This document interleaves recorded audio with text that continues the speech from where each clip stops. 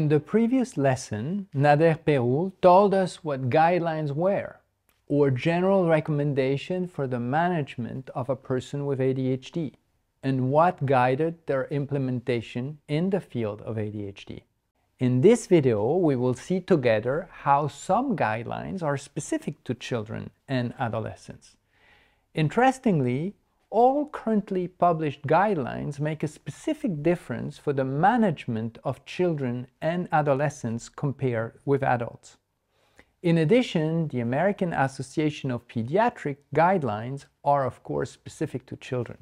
Given the sometimes subtle but sometimes equally important difference between the guidelines, I will try in this video to make a form of synthesis of what seems to converge and also of the exceptions that are highlighted in the different guidelines.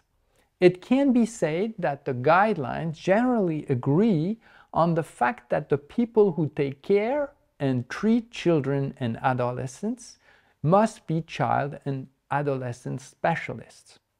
In principle, unless of course one can imagine limitations related to access to care, there is a preference given to child specialists for the care of children and adolescents, like child psychiatrist, child psychologist, pediatrician. For diagnosis and prescription, child psychiatrists and pediatricians. Finally, some guidelines insist that when, exceptionally, a young child needs to be medicated, then this medication should only be started by someone who is an expert in the field of ADHD treatment. Some of the more recent guidelines put a special emphasis on the importance of participation, integration, and consideration of the patient's perspective in the implementation of the intervention when the patient is a child or adolescent. More recently, guidelines have placed increasing emphasis on the transition of appropriate treatment management from childhood and adolescence to adulthood. Although some guidelines suggest taking into account the severity of ADHD, they are not unanimous in this regard. Indeed, it can be considered that just because a disorder is milder does not mean that access to treatment should not be available or available only to the most severe form of ADHD. Most guidelines pay attention to the age of the child. The guidelines differentiate between young children under the age of 5 or 6, school-age children, and adolescents. Thus, most guidelines recommend that psychopharmacological treatment should not be used in children under 5 or 6 years of age, unless the disorder is very severe. In this case, probably only an ADHD specialist should intervene. For school-age children between the age of 6 and 12, intervention based on information, psychoeducation, or psychotherapy are generally preferred first, and then, depending on the response, complementary pharmacological intervention is considered. For adolescents from the age of 13, the use of medication is systematically considered when it seems necessary, independently of psychotherapeutic intervention. Regardless of the age of the child or adolescent, the emphasis is always on psychoeducation, so that the child and his or her family can understand these difficulties and fully adhere to the therapeutic management. Psychoeducation preferably precedes the introduction of pharmacological treatment. With regard to medication, and we will come back to this in detail in later videos, it can be said that most guidelines recommend some form of sequencing or preferentially starting with certain types of medication rather than prescribing without discrimination. Thus, in general, long-acting psychostimulant medication should be prescribed preferentially.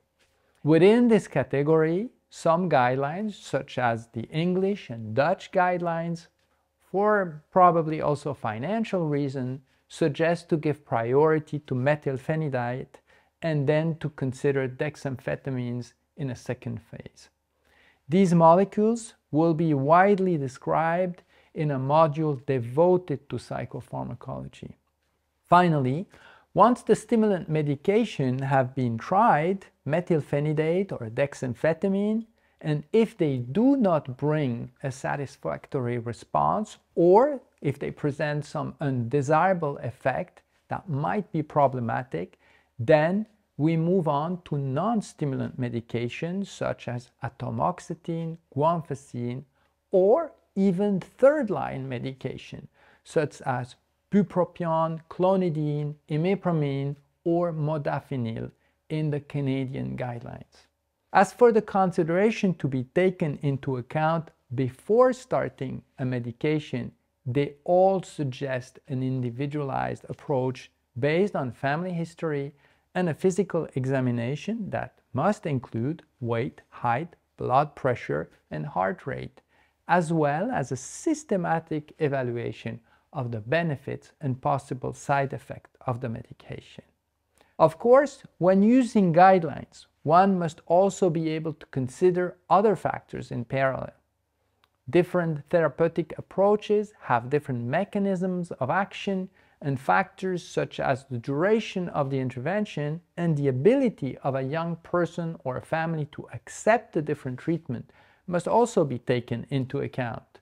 So, for example, when considering pharmacological or non-pharmacological alternatives, or even the choice between different types of medication, it is essential to be able to choose the intervention that best fits the person concerned. For some adolescents or adults, it will be essential to have medication that covers the entire day, while for some children, only school hours are considered essential. Another consideration may be that psychoeducation or parent training will also be helpful in the ability to modify long-term parent-child interaction, which will not only impact parenting style, but also child behavior. In all cases, care must be taken to ensure that the priorities of both the children or adolescent and parents, their preferences and choices, are taken into account in the process of arriving at a shared therapeutic decision. Families will have their own concerns and preferences. They may be influenced by personal experiences, by other family members, or by internet and the media. This information may not be accurate or may still be contradictory. It will also be important to include children, even young children, in decision-making about their own treatment and to allow them to participate increasingly in the responsibility of choosing to adhere to and monitor their care as they develop. Adolescents should be systematically involved in the discussion around transition to adult care services. Evidence-based psychoeducation has a critical role to play in empowering children and their families to take active responsibility for implementing the treatment plan and therapeutical alliance. Parents and children may have different priorities for treatment goals. These differences should be identified and discussed in order to build consensus and identify common therapeutic targets. Finally, even though this topic is not yet widely addressed in guidelines other than the English guidelines, the presence of associated disorder and comorbidities can be a factor of complexity in the management of ADHD. Again, a specific section will be devoted to this topic later in the module. It is likely that in the coming years, guidelines will take comorbidities more into account by suggesting joint and integrated management of comorbidities such as, for example, ADHD and anxiety or ADHD and substance abuse. This would provide an integrated treatment for both disorders at the same time, which seems to be the most effective approach. Finally, Integrated treatment for children and adolescents, such as psychopharmacological and psychotherapeutic treatment, should also be considered, since, for example, it is possible to imagine a reduction in the necessary dose of medication thanks to a psychotherapeutic treatment that would either precede or go with the pharmacological treatment. In this sequence, we have seen the specificities of the guidelines for children, which take into account the different stages of development from infancy to childhood to adolescence. We have seen the importance of combining intervention with a less systematic remedy to medication in children, and above all, of always including the child in the therapeutic decisions that concerns him or her. Let's see in the next video with Nader Peru what happens of guidelines specific to adults.